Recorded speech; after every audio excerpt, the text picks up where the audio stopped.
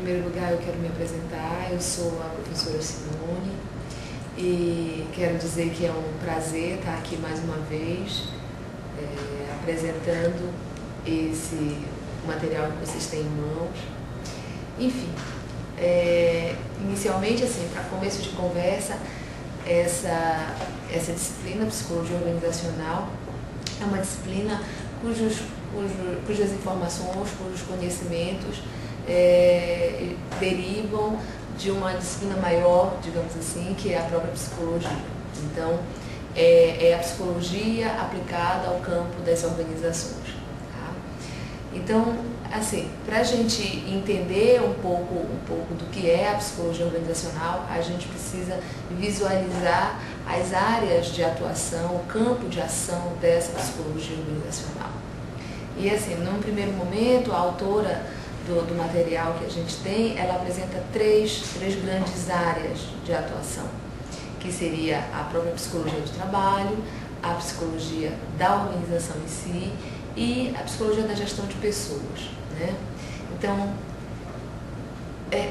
antes de prosseguir, eu quero dizer uma coisa interessante, porque a aplicação, pensar a aplicabilidade do conhecimento da psicologia à área das organizações, ela se dá uma vez que existe um aspecto fundamental que emerge no contexto das organizações, que é a preocupação com os relacionamentos. A preocupação com os relacionamentos é uma preocupação que está tanto entre os gestores, os administradores, como entre os funcionários. Então parece assim que os relacionamentos é uma questão central dentro do ambiente de trabalho, né?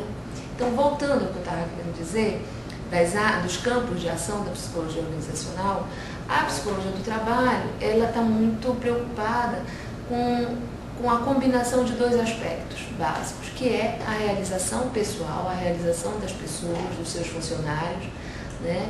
E a própria produção, a produtividade. É gerar medidas, ações, conhecimentos que combinem essas duas coisas que, olhando no primeiro momento, pode até parecer opostas, mas não são, né? Então, a minha satisfação pessoal no meu trabalho, ao mesmo tempo que consigo ser produtivo. A psicologia da organização, ela pensa mais o próprio contexto organizacional, sua estrutura, né, a missão de uma organização, os modelos de gestão, a cultura dessa organização, tá? E a gestão de pessoas, né, que pensa estratégias ou processos de como lidar com essas pessoas, né, como lidar com as pessoas de um modo a torná-las mais satisfeitas e mais produtivas, pensando naquele princípio inicial que eu falei anteriormente. Enfim, em termos bem gerais, o objetivo da psicologia organizacional é nos oferecer a você que está em processo de formação, oferecer contribuições de modo que a gente possa promover um ambiente saudável e produtivo. Um ambiente saudável do ponto de vista do bem-estar, da qualidade, né, que as pessoas que estão ali possam se sentir felizes, bem, ao mesmo tempo que conseguem fazer o seu trabalho, produzir e contribuir com o crescimento da própria organização.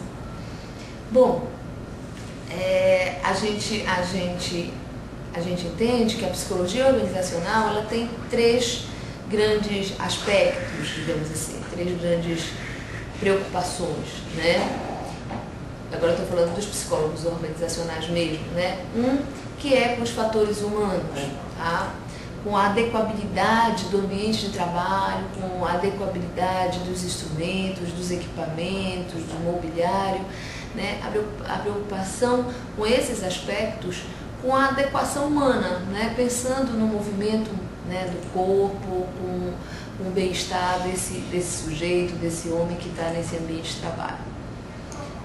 Uma outra preocupação, uma outra área de atuação seria a psicologia dos recursos humanos, né, que seleciona, recruta, treina, acompanha o seu pessoal dentro do contexto das organizações.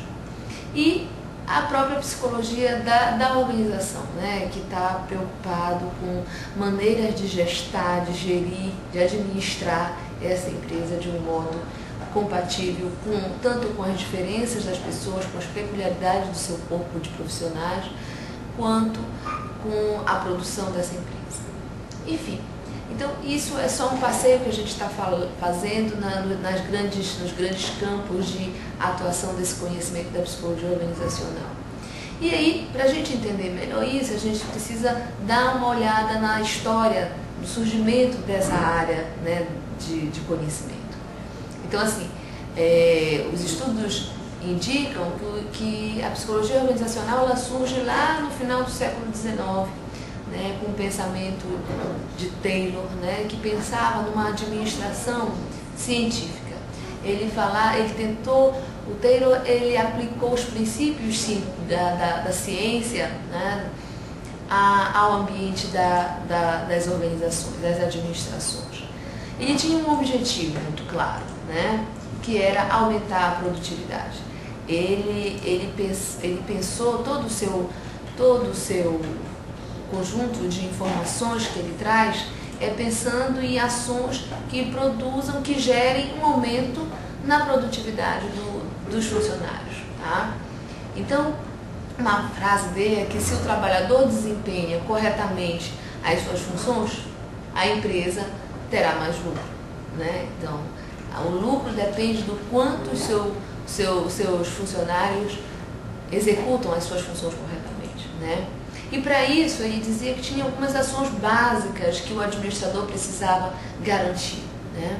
Que é o planejamento, a seleção e o treinamento, né? E o acompanhamento posterior. Então, o Taylor ele gastou muito, né, da sua teoria descrevendo esses passos, como o administrador precisava planejar, selecionar os seus funcionários, treiná-los. Né? A ideia é que a gente precisava combinar características individuais, características pessoais desses funcionários com as necessidades que um determinado cargo apresenta. Né? Então, a Denise Camargo, a autora do fascículo, ela traz, por exemplo, um exemplo interessante de um policial, né? Das funções de um policial, o que um policial precisa, das tarefas, o que ele precisa ser capaz de fazer. E, por outro lado, as características que uma pessoa precisa ter para executar essa função corretamente. Então, o Taylorismo, como ficou conhecido, ele traz essa necessidade, né, da gente planejar direito as atribuições de um determinado cargo, de uma determinada função e, consequentemente, as características dos sujeitos, das pessoas que são necessárias para que essa tarefa seja executada, essa função seja executada de um modo satisfatório, da melhor forma possível. Tá? Então seria a combinação dessas duas coisas.